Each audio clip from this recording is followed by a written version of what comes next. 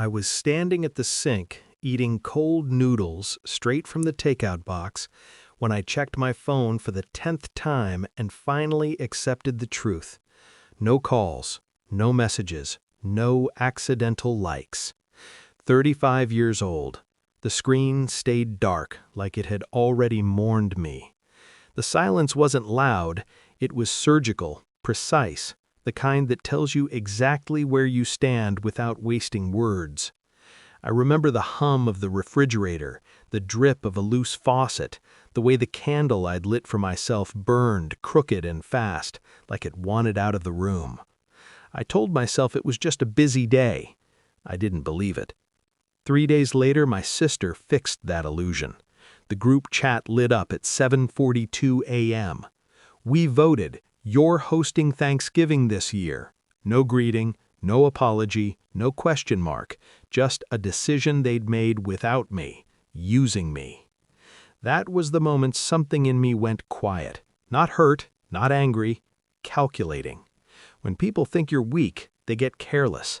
My family had mistaken my consistency for obligation, my silence for consent, my house for communal property. They forgot one thing. I owned it.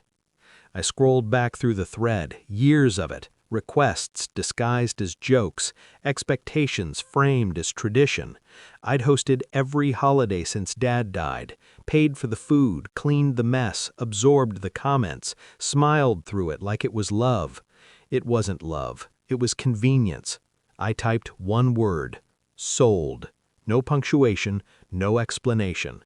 Then I closed the app and called a real estate attorney. The planning phase didn't look dramatic. It never does. It looked like paperwork and patience, quiet phone calls during lunch breaks, emails sent at night, a realtor who spoke fast and listened faster. I didn't tell anyone. There's power in being underestimated. The house wasn't just a house, it was the asset they built their assumptions on, the backdrop of every holiday photo, the place they'd already mentally assigned to themselves when I was gone. Selling it wasn't revenge, it was correction. I staged it perfectly. Neutral colors, warm lighting, no trace of family history, no evidence I'd ever been the one holding things together. The open house was packed, offers came in fast, higher than expected. Funny how strangers valued what my family never thanked me for. My sister called first. "Is this a joke?" she asked, laughing too hard. "No," I said, calm, controlled. "It's a listing." "You can't do that," she said, like ownership was a group project. I already did. My mother tried next, softer tone, guilt laced with nostalgia. "This house means so much to us." I stared at the wall where Dad's old clock used to hang. I'd taken it down weeks ago. "It means money to me," I said, "which I paid for alone."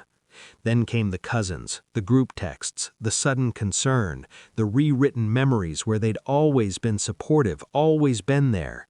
It was fascinating watching panic teach them manners. Thanksgiving plans unraveled in real time. No one had space. No one wanted the responsibility. Traditions collapsed the moment I stepped out of the equation. The sale closed on a Monday morning. I signed the final document with steady hands. The pen didn't shake. The number at the bottom of the page was more than profit. It was proof. Proof that I could exit a system without begging it to change. That evening, the group chat exploded. "Where are we supposed to go now? You blindsided us. Family doesn't do this." I typed slowly. Family doesn't forget birthdays. Then I left the chat. The fallout wasn't explosive. It was worse. It was quiet, fragmented, permanent. Invitations stopped. So did demands. When people can't use you, they don't know what to do with you. I moved into a smaller place across town. No guest room, no dining table big enough for performance gratitude. I bought myself a new phone and turned the ringer off by default.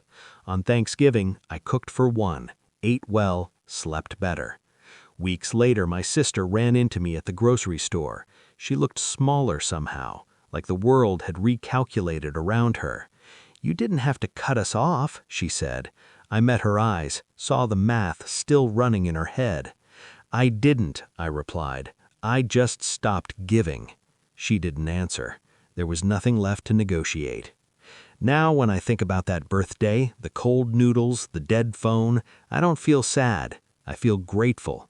Silence showed me the truth faster than any argument ever could. They taught me my value by ignoring it. I taught myself what to do with that knowledge, and I've never hosted another holiday since.